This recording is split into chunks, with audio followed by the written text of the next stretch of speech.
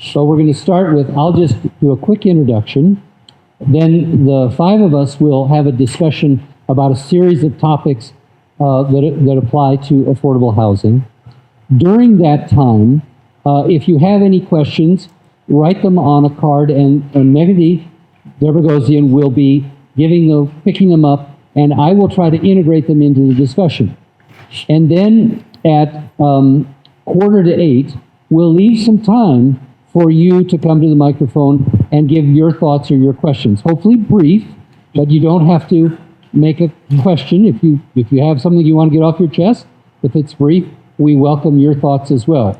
But in the meantime, if you want your questions to be part of the discussion, write them on the card, and I'll try to feed them into our discussion as we go along. Does that all make sense? Ready to go? All right.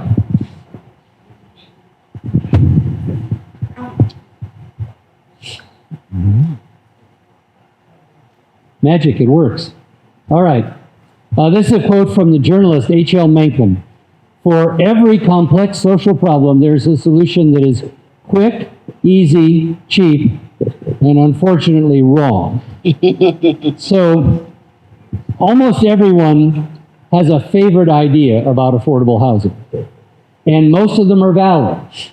But there's no one magic solution. This problem doesn't flow from one breakdown in our society. It flows from multiple challenges, and unraveling it and fixing it is going to be the work of our generation. This is one of the main reasons why it's so darn expensive to rent or to buy in California. This is, if you squint, you can see what this graph shows. This is housing production. The blue line on the top is single family. For a long time in California, we were building single family homes further and further and further out. And that all came to a crash in 2008 when people lost their homes out there because they were not able to sell them for what they bought them for. And so in the time since, there's been a huge decline in the number of houses built in California. And interestingly enough, multifamily apartments and condos are now being built at the same rate as single family. That's a new thing in California. We obviously are seeing it here in Pasadena. These are the topics we're going to touch on. We won't be able to give them exhaustive treatment, but we want to talk a little bit about the housing element of the general plan. We'll talk a little bit about what that is and why it's important. We want to talk about the different types of housing, not just the different shape of housing, duplexes, triplexes, four-story apartments, accessory dwelling units, but also social housing, workforce housing, affordable housing, ownership housing. What do all those terms mean, and what part do they play in some of the solutions? This is a great book. I recommend it to you. It's very almost an introduction to. It's written by Shane Phillips, who's at UCLA, The Affordable City, and he says there are three main keys to this issue: stability, supply, and subsidy. Stability means that you don't lose your home because it's foreclosed because you can't afford to pay the mortgage. You don't lose your home because you're evicted or can't pay the rent. We try to keep people in their communities if they want to stay. Supply means that supply and demand, and that's a very controversial issue. Does building more housing lower the cost? Some people say yes, some people say no. We'll talk about that. And then the controversial issue of subsidy. Who gets subsidized? How much of the subsidy is? What's the form of the subsidy?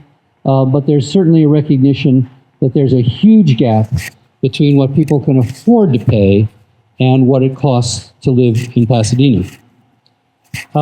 You don't have, this is a little hard for the people in the back to see, I'm sure, but we're going to talk about Pasadena's Regional Housing Needs Assessment, which experts call RHNA, because in government we have lots of acronyms. And so the RHNA process in California, every 7 years, the state sets a statewide target for the number of homes that they estimate are needed to catch up with the shortfall in supply. And then each region in California gets a part of that overall number, and then each city is assigned. There was a revolution in this particular cycle. This cycle, in previous cycles in Southern California, which is 7 counties, all of the housing was assigned to way out there, right? We're going to build a zillion houses in Coachella or in Lancaster or in Corona. Well, after 2008, it became clear that A, that probably wasn't going to happen, and B, that's way far from the jobs, which means that people have to go on the freeway to get back to their jobs and put up with hellish commutes. So cities like Pasadena had a huge increase in the number of houses that the state wants us to plan to build. They don't require us to build them because cities don't build houses. Typically the private market does, but they require cities to show the state that we could build that number of units. So we went from a target of 1,300 units in the last 7 years to, in the next 7 years that we've already started, 9,429. Huge increase. Not as big as Beverly Hills. Beverly Hills went from 3, that's not a mistake, 3 to 3,000. Right? So, and why? Because Pasadena and Beverly Hills have lots of jobs. And so the state has said, put the responsibility for housing people on the places that are employing people. We're going to talk about housing types. This is one, how many have heard of the idea of missing middle housing? Oh, quite a few. So the idea is that we've been building for the last 50 years, mostly single family, and recently much more of those 4, 5, 6-story buildings that we see going up all over Pasadena. And not much in between, right? The old garden apartments, 2 stories with a garden, the old bungalow courts, back houses now called accessory dwelling units, because that's the way government talks. Duplexes, triplexes, those are the missing middle that went out of style and were outlawed in most zones in Pasadena as well as in California. And so the state is looking to have more of that missing middle between single-family homes and 4 and 5 and 6-story and more apartment and condos. Where is are these 9,000 units supposed to go? That's a hard question. For the last 20 years, Pasadena has focused development in the colored areas. The sort of light yellow, that's single family. And that's 75% of the city is single family. The rest of it, almost all of the new housing that's been built in Pasadena has been in these colored areas as a result of a decision made almost 30 years ago to focus new development near transit and away from our historic neighborhoods. We'll talk about how that's working out and what the future of that might be. But now we're seeing, as a result of state action, more missing middle housing in even single family areas. In the last 4 years, 483 accessory dwelling units have sprouted up in the backyards of houses in Pasadena. That's a fair number of new ADUs. By the way, again, this may be hard for the folks in the back, but that's the Parsons project.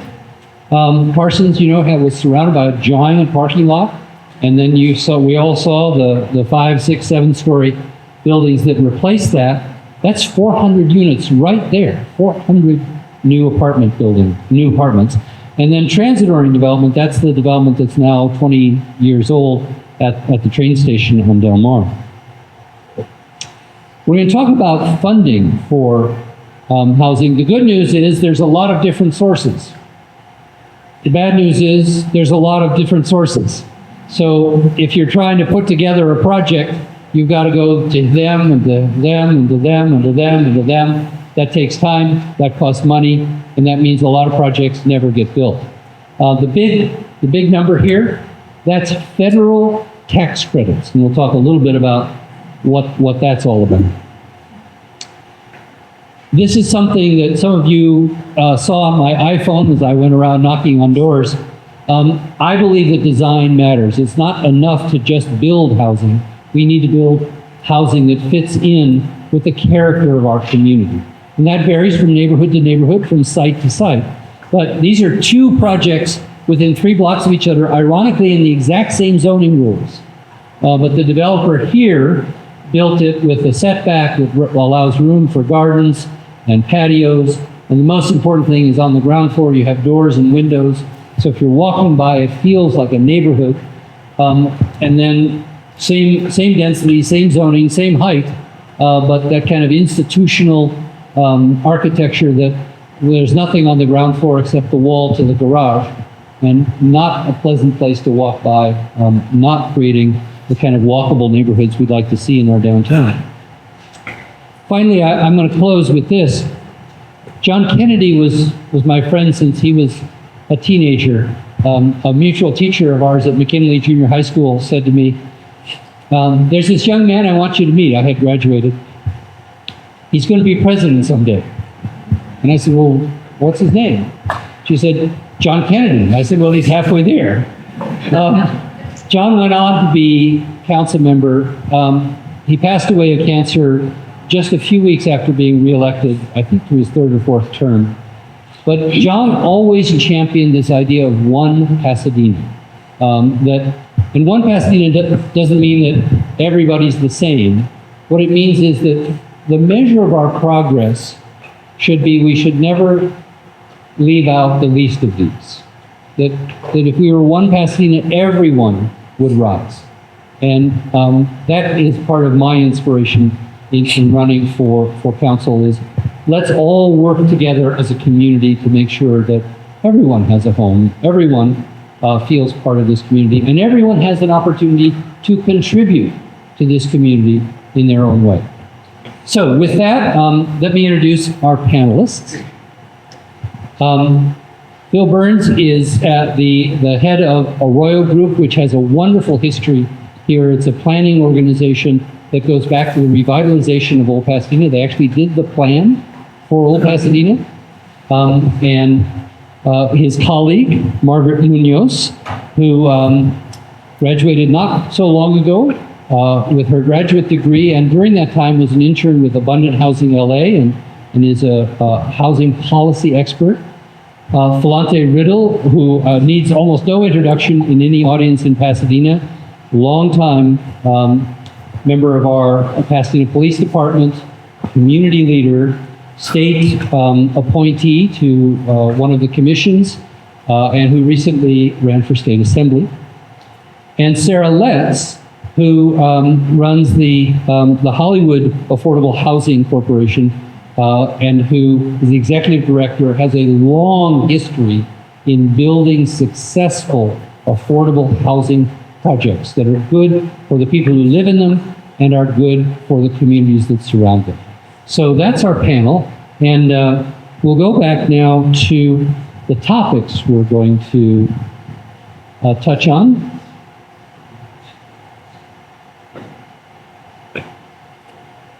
So let's start with the housing element.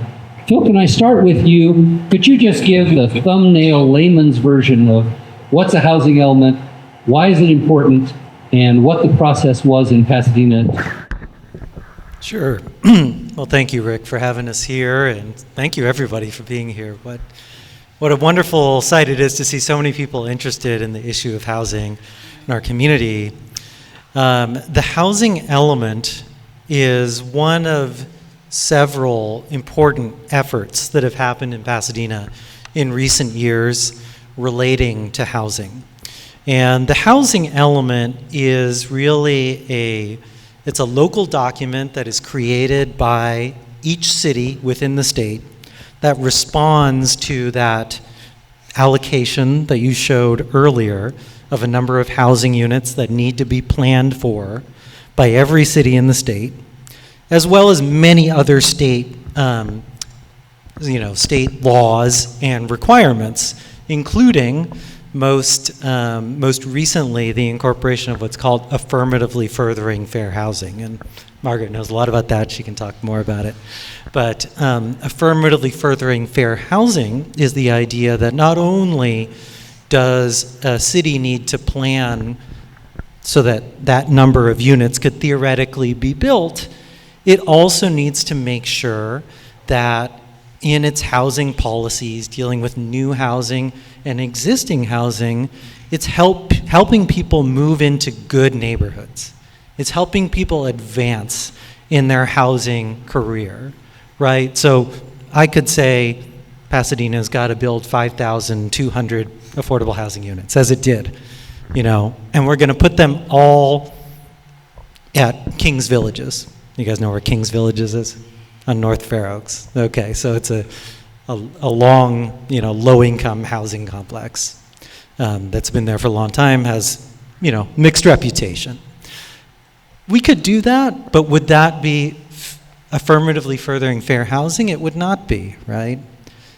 So the housing element is intended to be to show what the local government's plan is for housing, to build it, to help people that are struggling today stay in their housing, as you mentioned, stability, and to help people move up into better housing or better neighborhoods.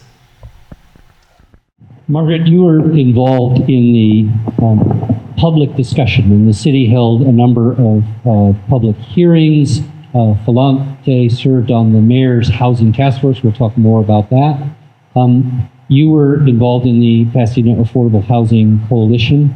Talk about some of the policy issues that got discussed in the process for ultimately the council unanimously adopted a housing element that is now legally binding, and ultimately after almost a year, the state finally certified that document. The state was very, very critical of Pasadena at the outset, and it got better and better, and they went back and forth.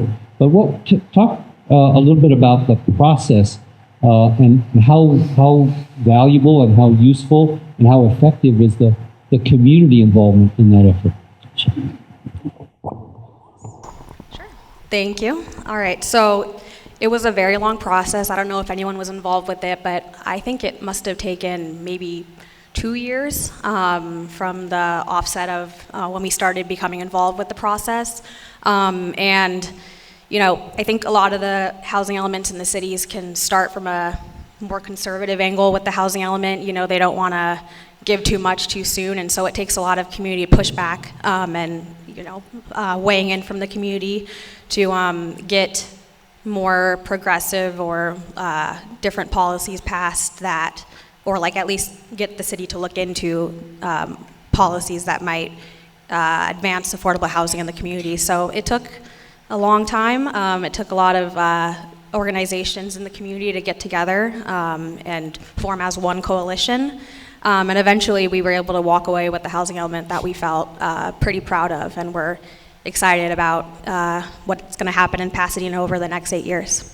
And Falante, you served as an appointee of Mayor Gordo on his housing task force, which was advisory to this whole process.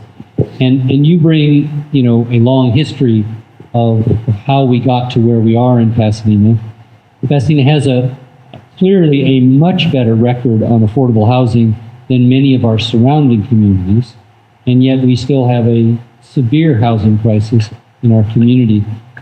What was it like serving on the mayor's housing task force? What was your main goal, and do you feel you achieved it? So my main goal of sitting on the task force was to make sure inclusion wasn't just a word, but a reality. And the fact that, as Rick made reference to, my family has a long history of the turn of the century of Pasadena, and we've seen African Americans not be able to afford, not just African Americans, but that was my role. And I really wanted to ensure that families that want to come back and live in their city could live in their city, and that this was not just an exercise.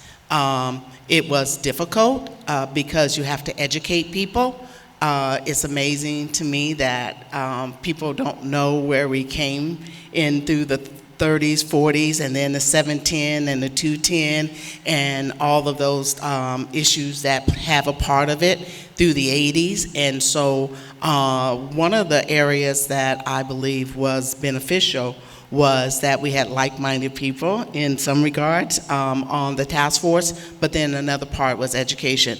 And here's the thing about city, the state telling the city that you shall. It's not you may, it's just you shall.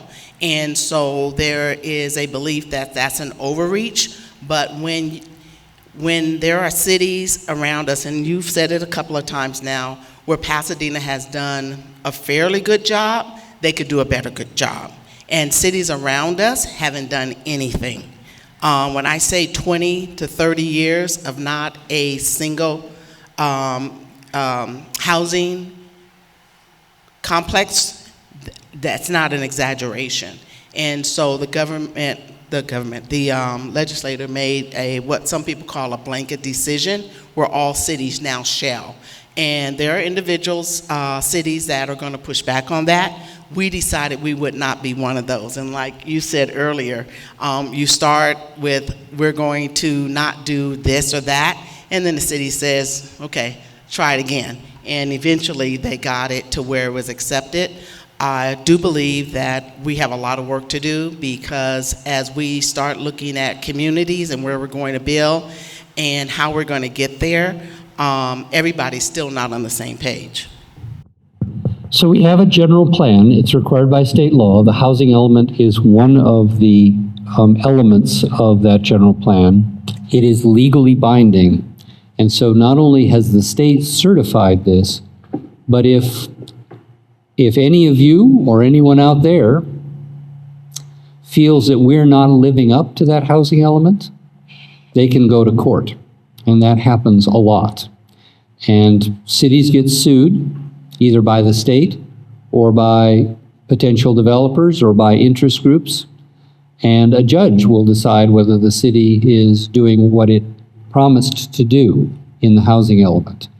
But of course, we don't want to wait for that. We want to actually work hard to implement the promises made. That doesn't mean we're going to build 9,000 units of housing, but that means that we've done our part in making it possible for housing to be built. But now let's talk about what kind of housing, because one of the complaints I heard most often at the door was, all this housing is not affordable. We're seeing all this new housing and it's nosebleed expensive. And so we'll talk first about the various forms of housing. So we'll start with affordable housing. Then there's something called social housing. There's workforce housing. Most of us know senior housing. Of course, there's condos and, et cetera. But Sarah, you have been deeply involved in this. Can you break down, in layman's terms, affordable, workforce, et cetera, and how all those pieces overlap and intersect? Sure. So affordable housing would generally be affordable to people earning less than 60% of area median income, but that's for all of LA County.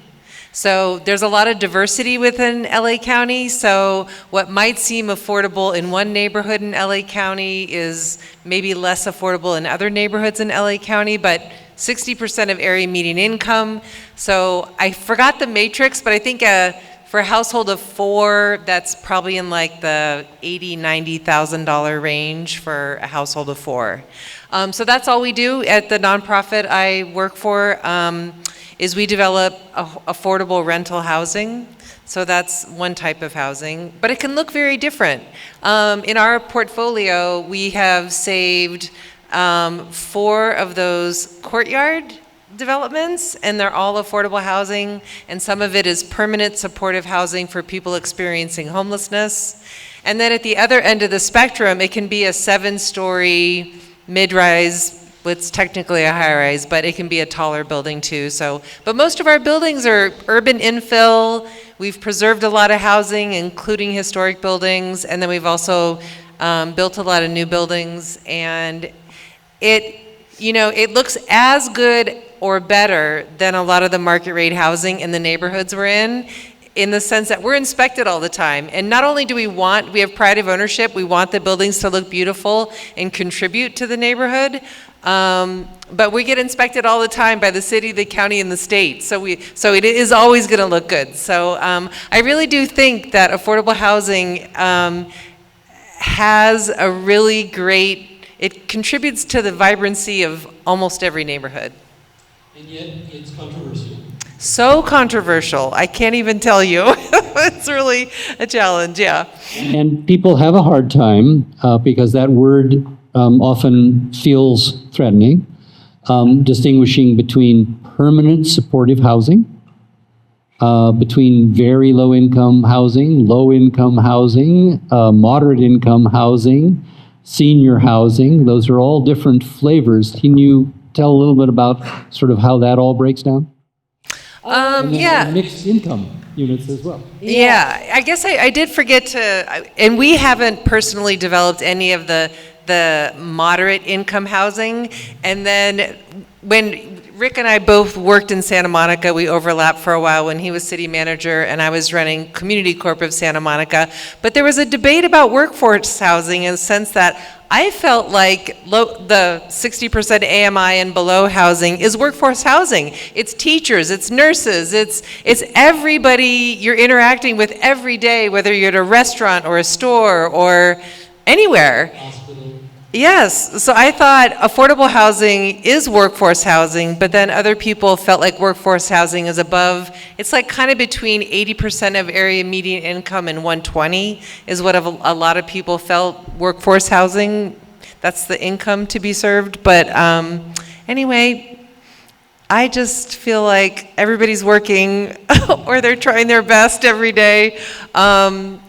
And housing isn't like a normal commodity. Housing is special and personal, and I don't think we should treat it like a loaf of bread or some other commodity to be bought and sold, yeah, but yeah. So we'll come back to the controversy when we talk about siting. But we're talking about types of housing. Another word that comes from Europe and Asia is the social housing. That's a different way of looking at housing, not putting all low-income people in a particular project, but a mix of income. But it's not private housing.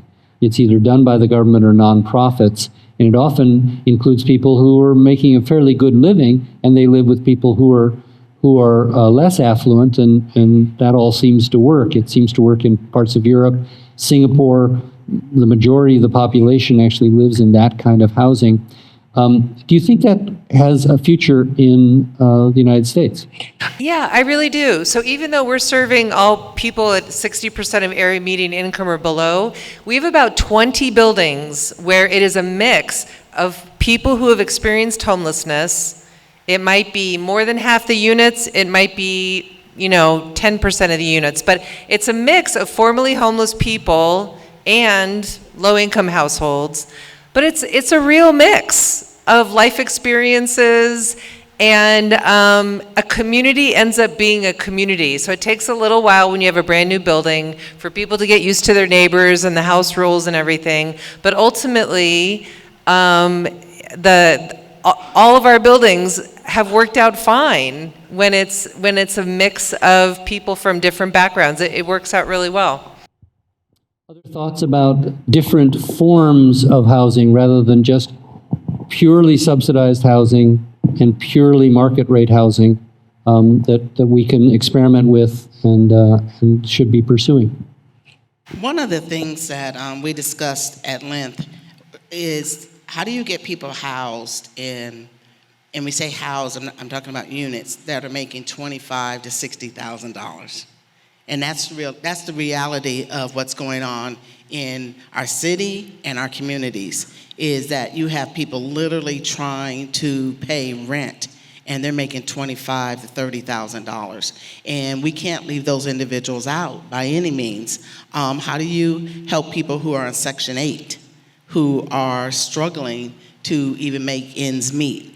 And so when you talk about housing, one of the things I like about some of the projects is that it is mixed.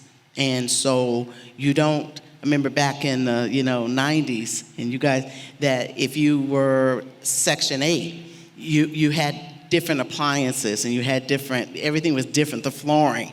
Well, now we've moved away from that. And so regardless if you come in at $120,000 or you come in at $30,000, your unit is the same. So people are not made to feel as though they're less than. There's one building here in the city in particular where they had, for low-income people, a different entrance. I always found that to be quite challenging, but we do have to look at, and this is part of what we did with the task force, and I know it'll continue, is how do you get those that, when we talk about, those that are our unhoused residents here in the community, they have to have transitional housing. We can't just put them in subsidized housing. It won't work because they need a transition, they need a manager on site, on and on, to get them to a place where now we can move them into some sustainability housing. But when we're talking about individuals who are working 2 and 3 jobs, literally, there's a difference, and we have to look at each group differently and how we place them, and not just think that everyone's in the same situation. Phil, do you mind talking a little bit about inclusionary?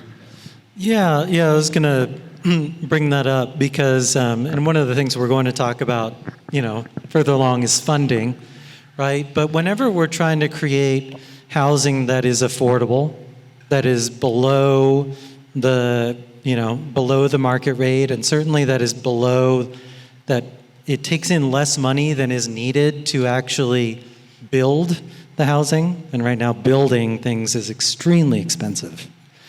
There's going to have to be some subsidy that comes from somewhere. So the question is where, right? And who pays for it? And so there have been many different answers to that question, right? Building affordable housing, rental housing that is publicly subsidized with tax dollars is great, but there's also a limit to how much we can do of that, right? And I think, there's a limit to the amount of taxes that even Californians are willing to pay, right? Sorry? We may be at or past. We may be at that level. Yeah, exactly. So we have to look at other solutions, right? If we really want to break through and create more affordable housing, we have to look at other solutions. One of those big solutions in Pasadena actually has a 20-plus year track record, which is inclusionary zoning. And inclusionary zoning is the idea that, okay, there's an area of the city, or in this case, I'll say all the downtown, that within relatively recent amount of time was upzoned, so that there was the opportunity to build more housing than you could previously build there. That means there's an opportunity for a developer to make a profit where they didn't have that opportunity before, or to make more profit than they could have made before.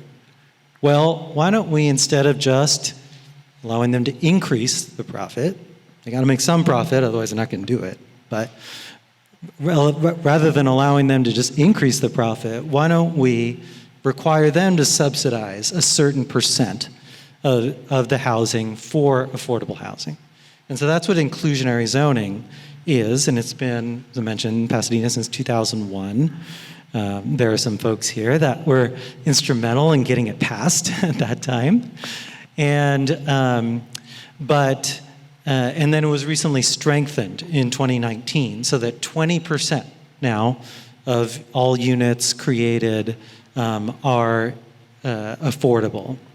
And as I talked to residents, many people thought developers are somehow sneaking out of that by, for example, paying a fee instead of having a certain number of units. That is very minor in Pasadena and almost always on condo projects rather than rental. So we are actually seeing some small amount of affordable, deed-restricted housing as a result of all of these luxury buildings that have been built. The reason it's a small number is, even though 20% sounds like a lot, it's 1 out of every 5, The state has come along and put a density bonus if you have 20% affordable housing. And the density bonus doesn't have the inclusionary zoning. So if you could legally, under our current zoning, build, say, 50 units, then 10 of those are supposed to be affordable. But if you make 10 of them affordable, then you get a 50% density bonus, so you get another 25 units, and none of them are affordable. So that means instead of 10 of 50, it's 10 of 75. And it's complicated. If you only build very low income units instead of a range of very low, low, and moderate, then you don't even have to do 20% because you're subsidizing those more so you get less units.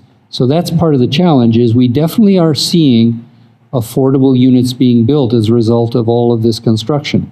But it's not as many as people, of course, would hope and expect.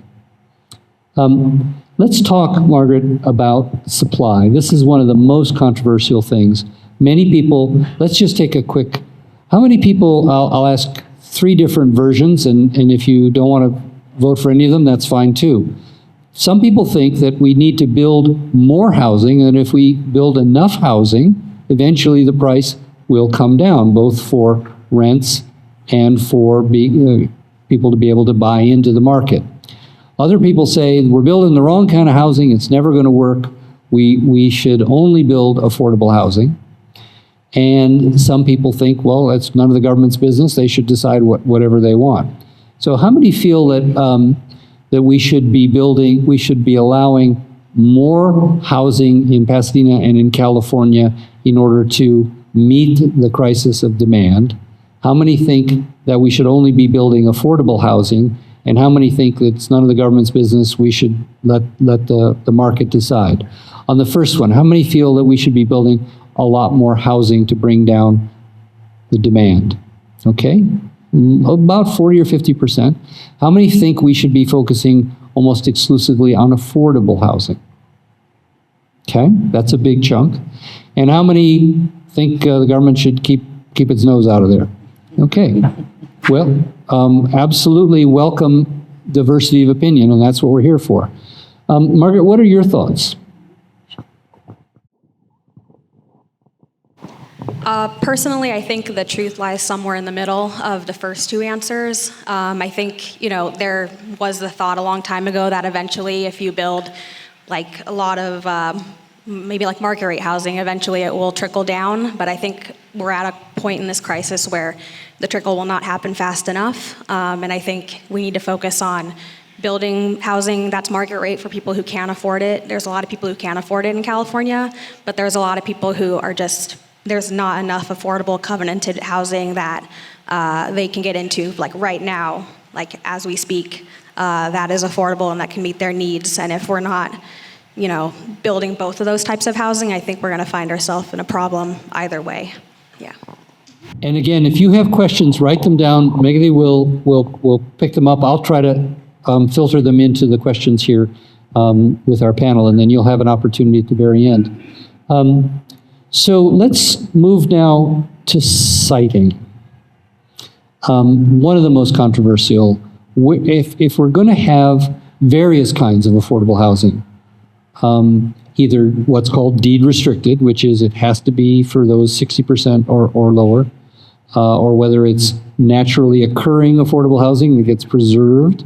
There's a lot of different, but bringing new housing into a neighborhood, whether market rate or affordable, is almost always controversial. And you acknowledge that, Sarah. What's been your experience in working with neighborhoods? You live here in District 2, and you talk to your neighbors, and Washington Boulevard is close by. That's probably people would feel a little less threatened by something going up on Washington Boulevard than on Galbraith. But what's your perspective on tackling this issue of people's fears and concerns about whether it'll affect their property values, whether it'll affect their quality of life? Well, having a lot of conversations over a long period of time, sort of working hard to build trust with people. So the pattern for our organization is lately we've been along a boulevard, but it's very common for us to have the rear of the property close to lower density housing. So there's a lot of design considerations about shadows and staying a little bit farther away from the low density neighborhoods, designing your building so you don't cast too big of a shadow. And having a lot of community meetings and working hard to earn people's trust. We are now also designing community rooms that face the street and making sure that the people in the neighborhood know that this is a community resource. So in the city of LA, there's neighborhood councils. They now use our community rooms for neighborhood council meetings, for all kinds of, CPR trainings, anything. So we're just trying to be a stakeholder in the neighborhood that everybody can learn to trust, and to make sure that your building is respectful in its design. I mean, you talked about design before. I totally agree with you on design. That the design is complementary, and that you're just a really responsible landlord. I feel like in some of the neighborhoods I spend time in, it's the absentee landlords that are the biggest problem. It's not the affordable housing, it's the landlord that's not responsible and responsive to the residents living there and the neighbors in the community. So siting is difficult. I guess one other thing that we've been doing is strip malls, little one-story strip malls with parking in front. Struggled during the pandemic, so we've purchased 3 of them lately to intensify the use to create more affordable housing there. So we're not displacing, we feel bad we're displacing some businesses, but we're not displacing any residents. And they're looking like a pretty good option to intensify the use of a site and still find a way to be respectful of the neighbors. You touched on one of the most sensitive parts of this, which is people's fear of those people, whatever that might mean to different people. And, in 1940, as we both know, 40% of the houses in Pasadena had a legal document that said, no one not exclusively of the white race who is not a servant may live in that home.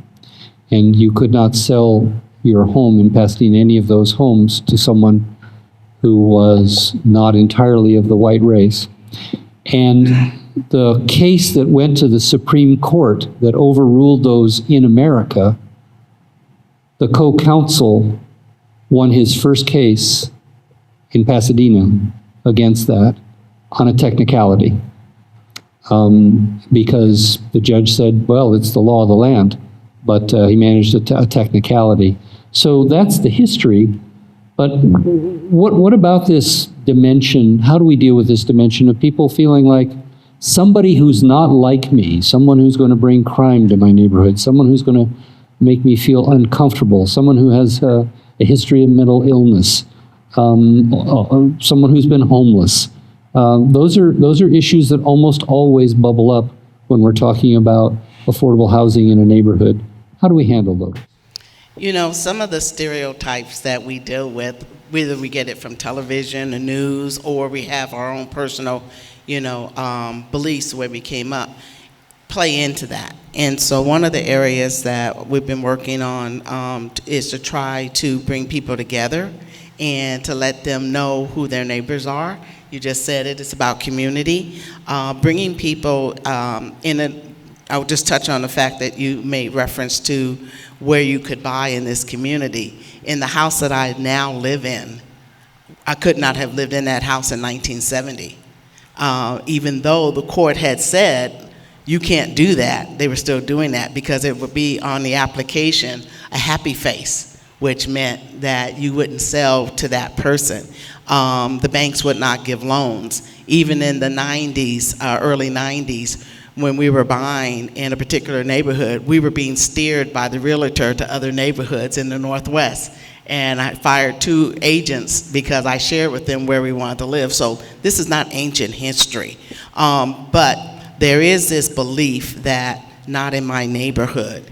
And I'm not quite sure what that means. We have 3 adult sons, and they're all doing very well, graduated from college, all the things that society says you're supposed to do, and married on and with your children, and yet they have difficulties in the city that they were born and raised in. So we have to be mindful of how we look at people and our lens, because you unjustly impact people and their lives and how they can live in a community that they love.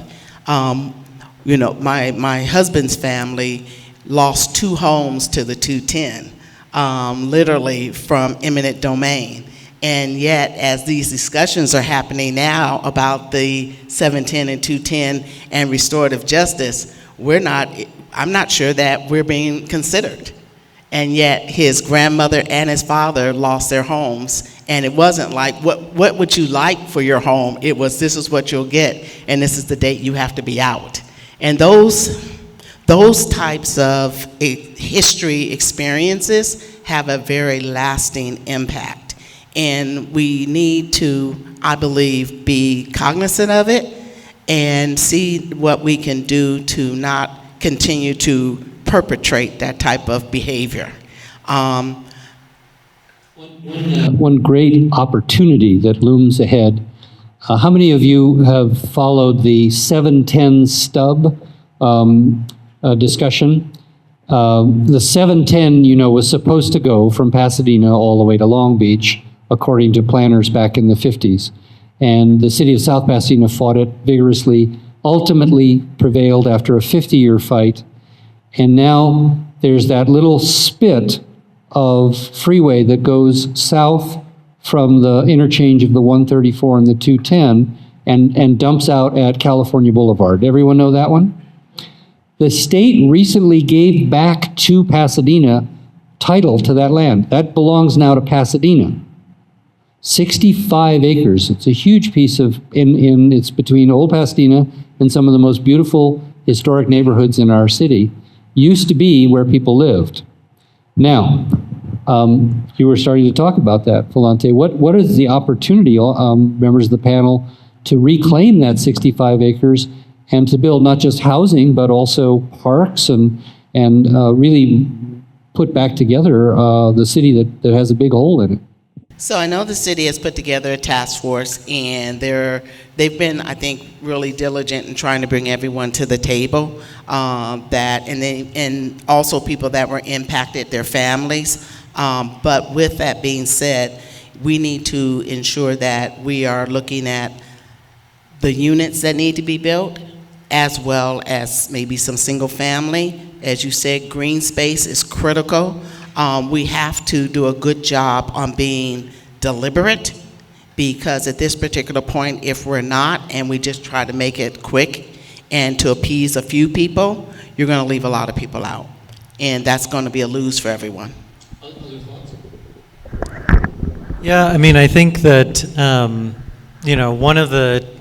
one of the things that actually you've highlighted, Rick, is the need for Pasadena to kind of reclaim the leadership that it has had in decades past, and to do big things. I think that if we looked at what our downtown looked like in the 1970s, and Old Pass, Civic Center, Playhouse District, and compared it to today, we would say, that's a huge change.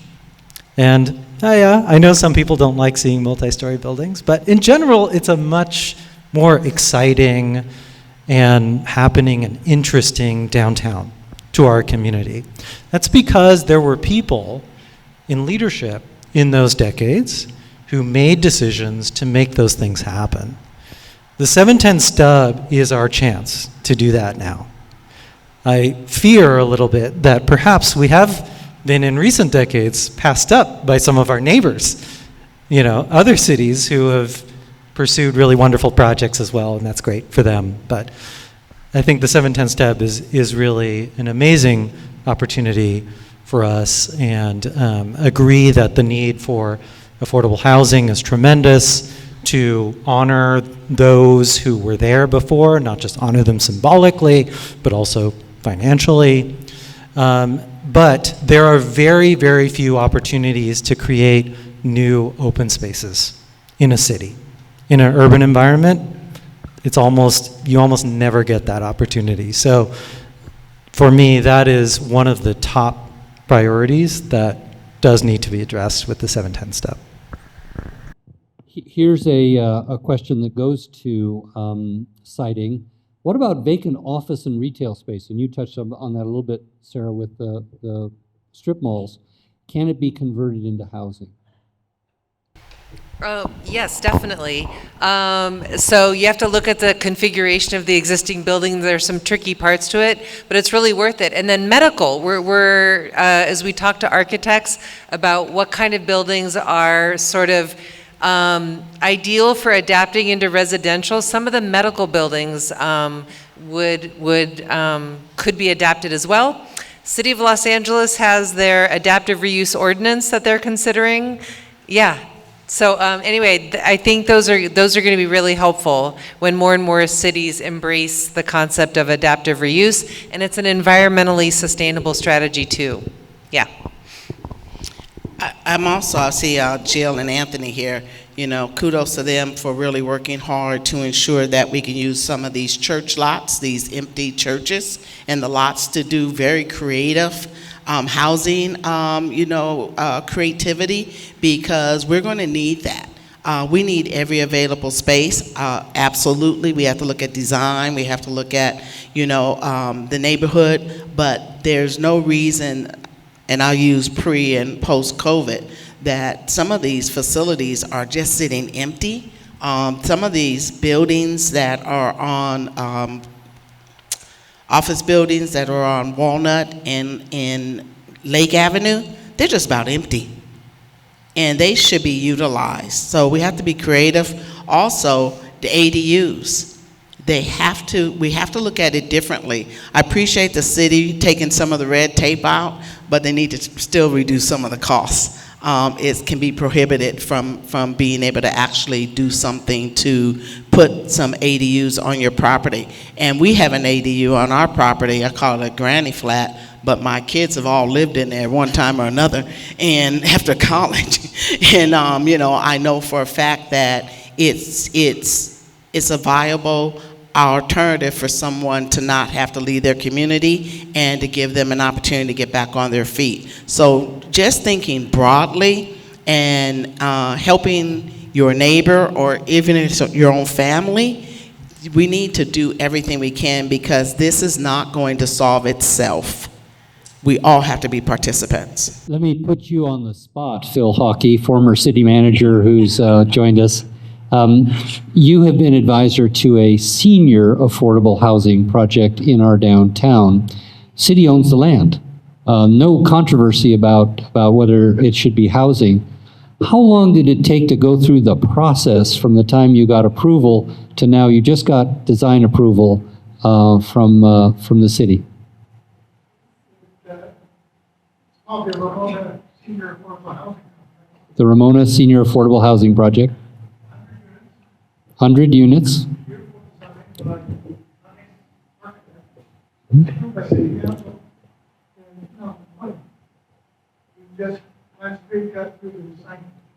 All right, 4 years. One of you asked, LA Mayor Bass issued an executive order to streamline affordable housing projects through planning and building review. Can Pasadena do something similar to accelerate approval of affordable housing projects? Any thoughts?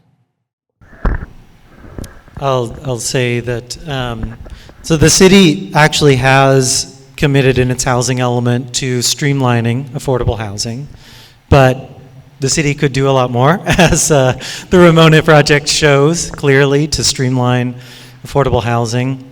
Another thing I want to say about Executive Directive 1, since it was brought up from Mayor Bass, is that is a very interesting case study that has, because Executive Directive 1 makes the timeline for processing very fast, and it also does give bonuses, density bonuses, to 100% affordable housing projects, it has actually altered the development economics so much that there are projects that are moving forward that are 100% affordable housing that don't involve any public subsidy. They are just projects that they might have small units. Yeah, they're saving time. They might not have parking, but all those savings in the cost of building it are actually leading to somebody being able to build that project with capital and a bank loan and a quick timeline rather than usual. Yeah, I just wanted to acknowledge School Board Member Michelle Bailey, who's here, and ask her, if you don't mind, if she could talk about the workforce housing that's going, I believe, on the Roosevelt former school property, because that's something that the school district is the only one that can make the decision through their board on to do workforce housing on one of their school campuses. And Michelle, if you don't mind, just take a moment to share what's going on there with the workforce housing.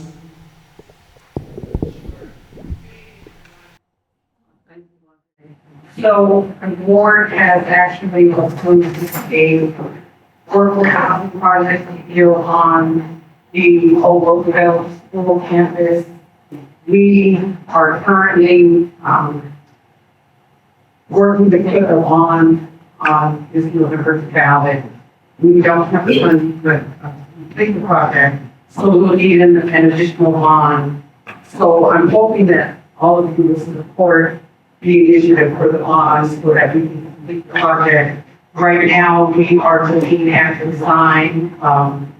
We'll be retaking the design because we want to make sure that the majority of the project can house families.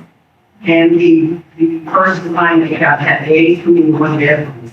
And so we're going back to the drawing board on that. But we started the process. We've already completed the feasibility study. And so now we just need to get paperwork going and get the project breakdown on the project beginning.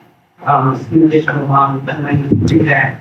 What we've been told is that if we use 100% of our own funding, then we can, as a district, establish the affordability based on the salaries of our employees. So, when we talk about affordable housing, I mean, when we talk about those 48 to 25 to 50,000, I mean, that's us. Our classified employees tend to have the lower salaries, especially our classified employees. We have some 6-hour employees. We have some 4-hour employees. Many of them work jobs just to make ends meet. And we have employees who travel 4 hours a day and some longer just to get to work. We have students who go to school in the community where they live, who could be literally attending community schools, living here in the city, if we were to apply housing. We did a survey of the employees and got an overwhelming yes that they took advantage of workforce housing if we were provided. So it's something that I've been advocating for the past 7 years, and it's finally now coming to fruition. But we just need that one more push, with this next bond. And thank you very much for being here tonight and sharing that. And remember, the bond is mostly not about housing. The bond is mostly to fix up our older schools. Yes. Right.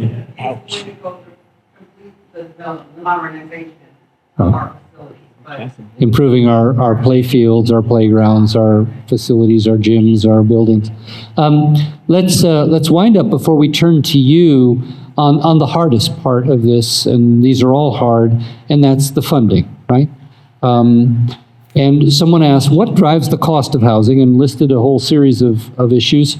There's the cost of materials, the cost of labor, the cost of land, the size of the units. Bigger units cost more, and smaller units. There's a recent project in Pasadena that had very small units, less than 300 square feet, but they were all affordable. And so for a young person who's looking to rent that first apartment, and a studio in a normal building is 1,800, 2,000, sometimes more. Even a 300 square foot unit is permits and impact fees, delays due to extended permit planning process, code requirements like parking and green space. So why don't we start with you, Sarah, because you have to put these projects together and make them work. What's driving all these, or is it all of the above? It's all of the above, really. And we try to do the right thing. We pay prevailing wages, and we want to pay prevailing wages. We make our buildings green. We want to. They're ADA compliant, so that, you know, that increases some sizing of the units. We don't eliminate parking. There have been times where we could do zero parking, but the reality is some households, their job depends on their car to get them to and from their job. If you're, you know, you can imagine all the different jobs where people are dependent on a car. So we don't want to go down to zero parking.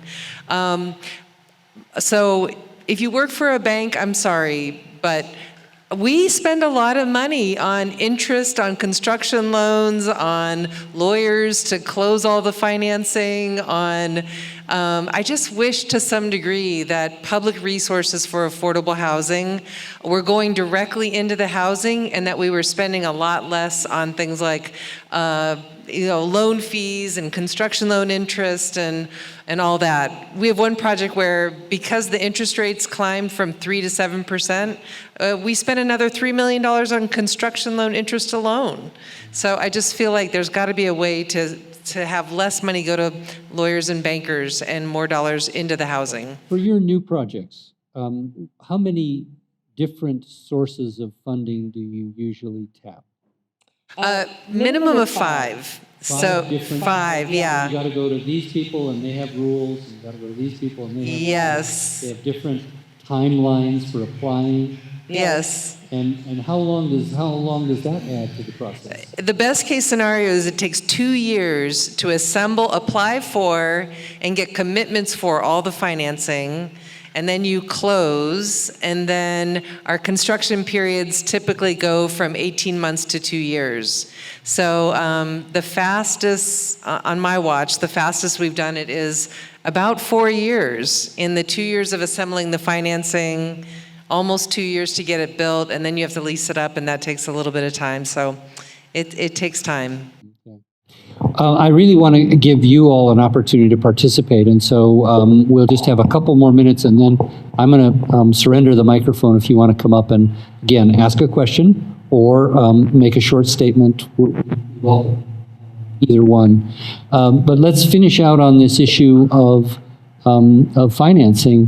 What are some positive things that could make it easier and less hellishly expensive to provide affordable housing?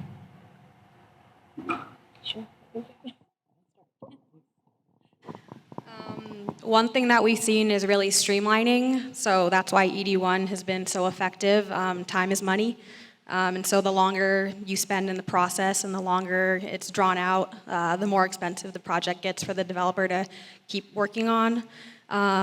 We've seen like a lot of local funding. A lot of our projects that have been me and Phil work on are on congregational land, and recently with how economics are working right now, we really need like a local housing trust fund, and so that's one of the first questions we ask. And thankfully, Pasadena does have that. It's funded through the inclusionary housing in lieu fee, and so that's something that really helps the process we've seen.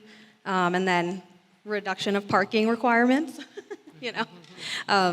Oftentimes we are taking advantage of those in our projects. Maybe not fully, but we do look into it. But yeah, I'll turn it over to you. Yeah, I'd say one other opportunity that's out there to increase revenue.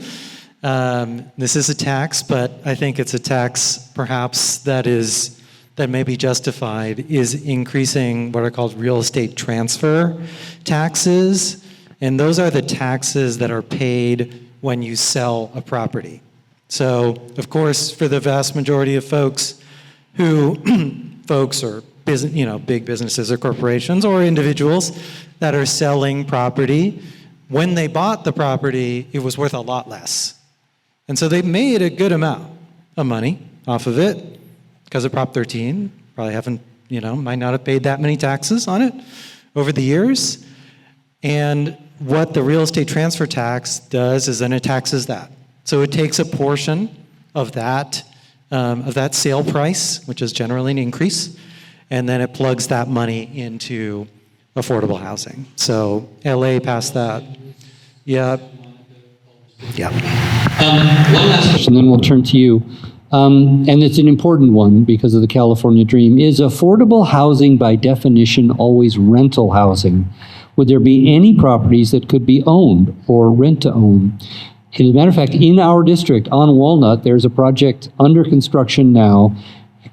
Heritage Partners, that's the name of it, right? Heritage Partners have done a number of projects that sell first-time home buyers.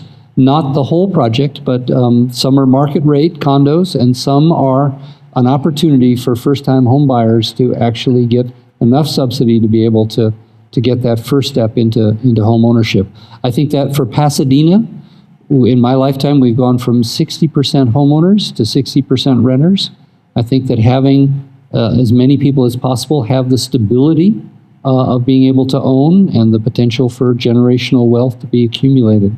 So that's an important one, but it is a challenge. It's harder to finance than rental housing. So anyone want to make their way up and have a question or a comment? Yeah, go ahead. Mike. Mike has also been involved in affordable housing, lives in our district. Yeah. My question was had to do with Mike Alvidres, Pasadena resident, with the slide, the arena slide that you had up. It seemed like there was a huge, and I'm not saying we shouldn't develop all that housing. It just seems curious that there was a huge jump. Is that all based on job creation and population growth?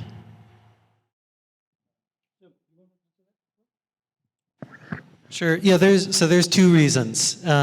The first reason is what Rick mentioned earlier, is the distribution of the units among the different cities, where before it was based on who had the most land available to build it, aka the desert. They got all the units, and now it is assigned to the communities that have good access to jobs, good quality of life, all of those things. But there was also just an overall jump at the state level as well, which was due to studies that found that the overall shortage of housing in California was, I think, 3.5 million. Anyone else? Go ahead. You can come up or you can do from there, either way. Sure. Thank you, Rick. Thank you, panel. I'm also a resident of District 2. You commented on how we need to have multiple solutions, and I'd love to hear the panel's thoughts on how we can make it easier and cheaper to build in the private sector as well. To pick an example, we were looking at making use of the density bonus about 2 years ago to build 4 units. 2 of those would have been affordable, but it was essentially unaffordable. We were looking at a total cost estimate by our local architect of over $2 million, and that didn't really pencil in for us. So I'd love to hear thoughts about how we can all achieve less expensive building so we can create the community we need. Thank you. Want to tackle that? Just really quickly, so 30 years ago, we would build a 16-unit property or rehab an 18-unit building. We're finding that economies of scale they matter when you're trying to make a project pencil. So for our organization, we're currently looking at projects that are 50 units and above. So it is really challenging to make the smaller properties cost effective. You have so many fixed costs with operations, and in my opinion, you need the economies of scale to make it, expenses equal revenue over the long term. But We're building bigger buildings is the bottom line for us, yeah. The smaller projects that you might have might be something like, if it is a single-family home, I assume you're talking about there, a single-family property. A small multifamily, replacing what? 4 to 6. Taking a chunk of parking lot. Okay. Yeah, well, it's difficult. Thank you for bringing that up. I think that where the opportunities are, and right now it is really hard also because of the interest rates and the Fed. You probably think that has nothing to do with this, but it has a lot to do with this. The interest rates being very high makes it very difficult to do anything. But I think that there are ways to go wherever you are in your area can kind of go a little bit up towards the right? And those are the opportunities that might exist to incrementally densify different areas. For example, a single-family home to not be demolished and replaced with new housing, but to just be carved up into 4 apartments, Is that something that would be so bad in a single-family neighborhood? I think not, Maybe that's the kind of thing. Everyone hates developers. And yet 99% of us live in a home that was built by a developer. Maybe 10 years ago, maybe 50 years ago, maybe 100 years ago. But the people who build housing are not devils. Some of them are quote-unquote greedy developers. But they're greedy automakers, they're greedy cereal makers, they're greedy lawyers, etc. The vast majority of people who are trying to build housing, whether nonprofit or private sector, are just trying to make a living and produce a product that we desperately need. And so what we need to do is rebuild some of the opportunity for local mom and pops, if you will, or small, like heritage partners, is not some giant corporation from Orange County, but to make it easy for people to build the smaller projects that make up so much of the character of Pasadena. And then you don't have the block-long monoliths. You actually have some real diversity that can happen over time, and some of these smaller lots and parking lots can be developed. I think we do need to talk more to the folks who are in the business of trying to build housing in our community and see what they need to help them. And part of it, again, is the big banks, right? There aren't local mom and pop banks like there used to be 50 or 100 years ago who'd help a local developer. Jill? Speaking of banks, I know that some areas have public banks, and that's been able to address the high cost of traditional banks. And I'm wondering if anyone is familiar with any effort to try to bring about public banks. I know that there's a lot of city money that's sitting in private banks, and we could be saving a ton of money for our city for a lot of projects.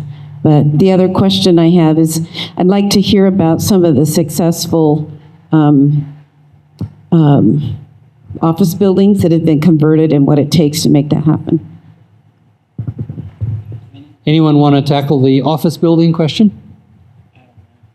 It is challenging with a certain era.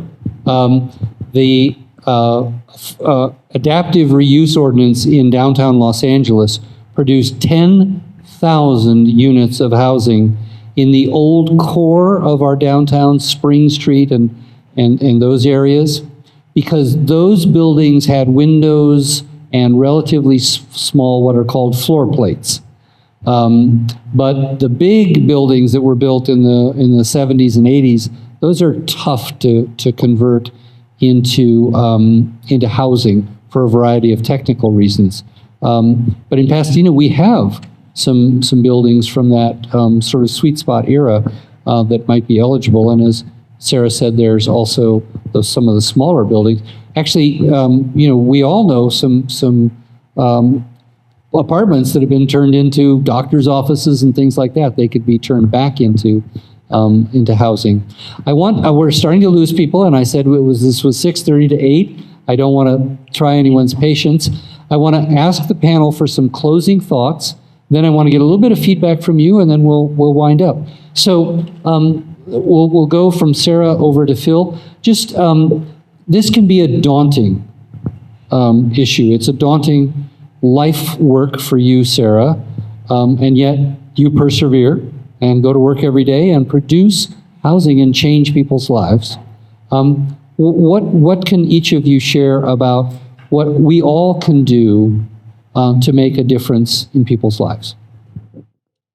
Oh, well, that's a good question. I guess what comes to mind is I read this book by Brian Stevenson, Just Mercy, and one of the messages was proximity. And when you get to know people better, it really breaks down barriers. And so I sort of take that to heart. I'm going to a community meeting tomorrow night and the next night for 130 units of housing we're proposing. And really just engaging with people. And so I guess the ask would be stay open, and engage with people, express your concerns, but also stay open to the possibility that, affordable housing in your neighborhood could be a great asset.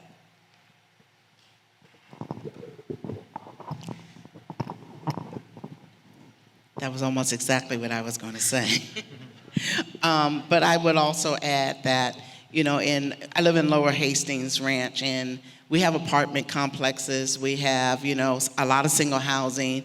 On my personal street, I'll share that there are 2 properties. One has been turned into senior housing, and so individual 2 to a room. One's a convalescent, and you would not even know. So don't be afraid. That would be my biggest thing, and we had meetings about it and talked about it. There were lots of discussions, and at the end of the day, the majority of the residents said, yeah, I think this will be a good value add to our community and to allow people to have a different place to live and their family. So, it's not uncommon for me to see families come to visit and maybe, walking their elderly parent in a wheelchair, pushing their elderly parent in a wheelchair, and I think that adds value to my community, quite frankly.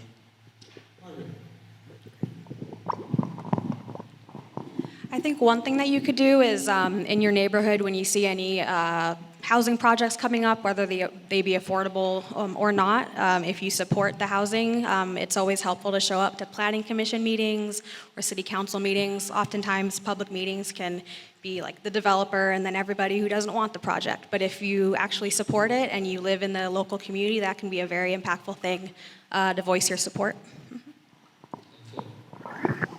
Just close it with a personal note, which is that I am actually a resident of affordable housing. I am someone who needed and needs affordable housing to stay in this community that I was born in 1986 and have lived in for almost my entire life. I have been extremely blessed to live in a Heritage Housing Partners house that I own, and to have received a $350,000 subsidy from the city of Pasadena, which allowed me to buy that house. Which, of course, I do have to pay it back. But just to show, affordable housing is something that affects everybody, right? And it might be you, it might be your children, it might be, it's all of us in the community that are affected by this crisis, and we can all pitch in a little bit to help. I wish everyone had the opportunity that I have. But if you do want to help, here's my one pitch that I will make. If you do want to help, join Making Housing and Community Happen, okay? Because they're the people that are making housing happen in our city.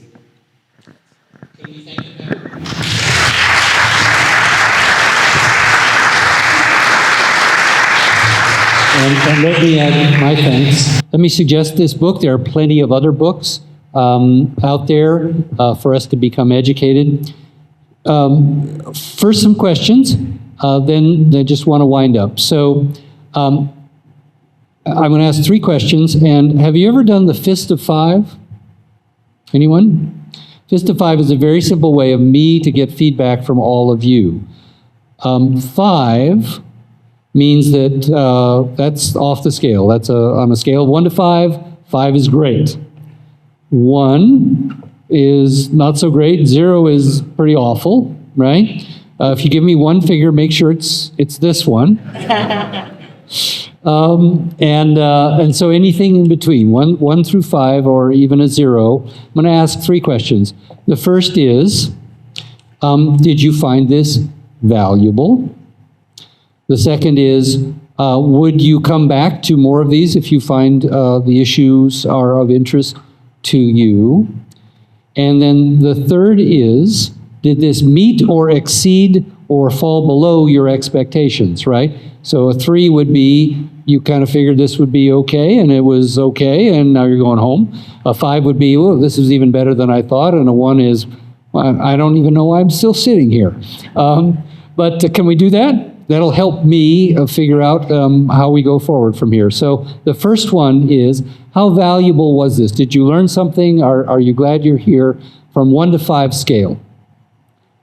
Well, you guys did a great job. Thank you very much. Again, how many would be interested in coming back if the issue is, oh, that's excellent. That's wonderful. And then finally, did it, I think I have some idea now, meet is a 3, exceed the expectations 4 or 5, fall below your expectations 1 or a 2. Expectations.